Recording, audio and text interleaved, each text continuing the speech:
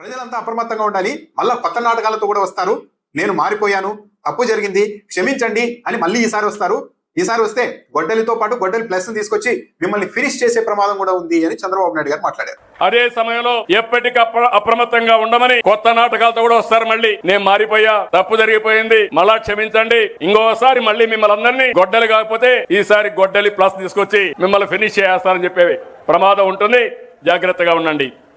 కాస్త రాజకీయాల్లో అవగాహన ఉన్న వారికి ఈ డైలాగ్ ఎవరిదో ఈజీగా అర్థమైపోతుంది. చంద్రబాబు నాయుడు గారు ఈ రోజు కాదు, ఓడిపోయిన ప్రతి ఎన్నికల్లో చంద్రబాబు నాయుడు గారు ఈ మాట చెప్తూ ఉంటారు. నేను మారిపోయాను, అధికారంలో ఉన్నప్పుడు ఫలానా వర్గంతో అలా వ్యవహరించి ఉండాల్సింది కాదు, ఉద్యోగుల్ని అలా వేధించి ఉండాల్సింది కాదు, ఉద్యోగుల పట్ల కఠినంగా వ్యవహరించాను, నా తప్పు తెలుసుకున్నాను, రైతుల పట్ల కూడా అలా ఉండాల్సింది కాదు, నేను మారిన మనిషిని నమ్మండి అని పబ్లిక్ గా తమకు అనుకూలమైన పత్రికల్లో, టీవీ ఛానల్లో చంద్రబాబు నాయుడు గారు ఇంటర్వ్యూలు ఇచ్చారు గతంలో. అలాంటి చంద్రబాబు నాయుడు గారు ఈ రోజు వైసీపీ వాళ్ళు వస్తారు, మళ్ళీ మేము మారాం నమ్మండి, క్షమించండి అని వస్తారు, మీరు అప్రమత్తంగా ఉండండి అని చెప్తున్నారు. అంటే చంద్రబాబు నాయుడు గారు నాలాగే వైసీపీ వాళ్ళు కూడా అదే చేస్తారేమో అన్న ఆలోచన చంద్రబాబు నాయుడు గారిలో ఉన్నట్టుగా ఉంది. 2004లో ఓడిపోయినప్పుడు అదే చేశారు. అసలు ఉచిత విద్యుత్ ఇస్తే బట్టలు ఆరేసుకోవాల్సి ఉంటుంది కరెంట్ వైర్ల మీద అన్నారు. 2009కి వచ్చేసరికి లేదు, ఉచిత విద్యుత్ నేను కూడా కంటిన్యూ చేస్తాను చంద్రబాబు నాయుడు గారు. 2019 ఎన్నికల్లో ఓడిపోగానే చంద్రబాబు నాయుడు గారు ఇచ్చిన స్టేట్మెంట్ ఏంటి? బీజేపీతో అనవసరంగా గొడవ పెట్టుకున్నాను, నరేంద్ర మోడీతో విభేదాలు సృష్టించుకోకుండా ఉండాల్సింది అని పబ్లిక్ గా చంద్రబాబు నాయుడు గారు చెప్పారు. అంటే ఏంటి ఈ ఆలోచన అంతా చంద్రబాబు నాయుడు గారు? అంటే అధికారంలో ఉన్నప్పుడు ప్రతి ఒక్కరు ఏదో మంచి చేయాలనుకుంటారు, కానీ కొన్ని సందర్భాల్లో కొన్ని ఈక్వేషన్ల కారణంగా ఓడిపోతారు.